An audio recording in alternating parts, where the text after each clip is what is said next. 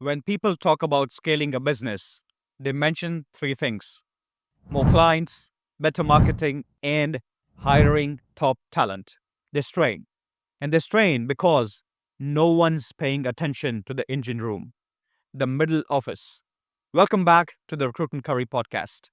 I'm Ketan Gajjar, your host. If you're running a recruitment firm, a property company, or any services led business, and you're feeling like things are constantly just about holding together, this one's for you. Because today, we are getting into the middle office, the department that gets no glory, rarely gets budget, but holds the entire show together. Let's first break down what we mean by middle office. It's not sales, it's not customer service, it's not delivery. It's the layer in between that ensures continuity and compliance. Onboarding, contracts, timesheet tracking, credit control, payroll, internal reporting, vendor coordination, invoicing, document validation. Here's the problem. In most small and mid sized businesses, middle office isn't a department, it's a to do list scattered across people, tools, and emails. And that's where things start breaking. Let's take a real example: a 20% recruitment agency placing contract staff into the IT sector. Great team, solid margins, but backend was chaos. Every week, missing timesheets, delayed payroll runs, compliance documents left unassigned, clients chasing for invoices they'd never received. It wasn't a systems issue. It wasn't laziness. It was middle office blindness. So we stepped in. First, we audited workflows. We found 30 plus tasks happening across inboxes, shared drives, and sticky notes. Zero process ownership. No visibility. Then we deployed a dedicated business process management pod. One person focused purely on compliance and onboarding. One managed timesheet validation and candidate follow ups. One coordinated with payroll, credit control, and generated weekly reports. They weren't just admins, they had SLAs, standard operating procedures, escalation matrices, dashboards, results after 90 days.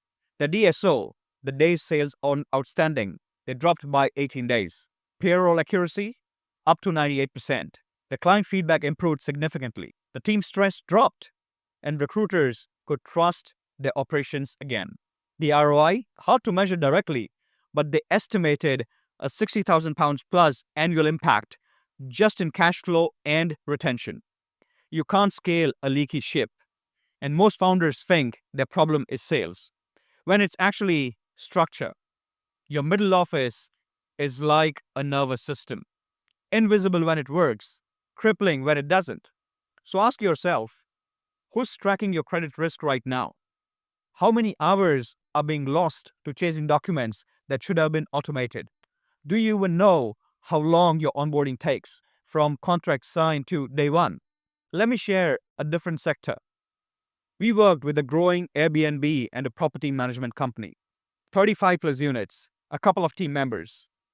Great customer service, awful operations. Every week, the founder was chasing cleaners, checking fridge inventory, handling late check ins, responding to guest messages at 11 p.m., fixing double bookings. Again, not a sales issue, a middle office issue. So we created a guest operations team offshore, managing communications, check ins, calendars, a backend process for inventory, utility management, payment reminders, SOPs for guest escalations, cancellations, refund approval.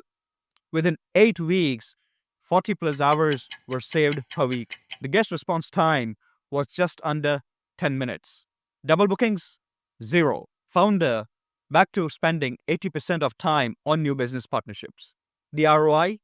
Easily 7 to 8 times based on revenue lift and time reclaimed. So, here's the big question I want to leave you with. Are you building your business or holding it together with the sticky tape and Slack messages? If your middle office feels invisible, it might be because no one owns it. And what no one owns eventually fails. Let's fix that. Let's put process where there's firefighting. Let's put ownership where there's leakage. Let's put structure where there's stress. If this episode hit home, reach out. We'll show you what a calm, confident, process driven middle office looks like, one workflow at a time. Thanks for tuning into the Recruitment Curry podcast. This is Ketan Gajjar signing off. Keep growing, keep thriving, and carry on.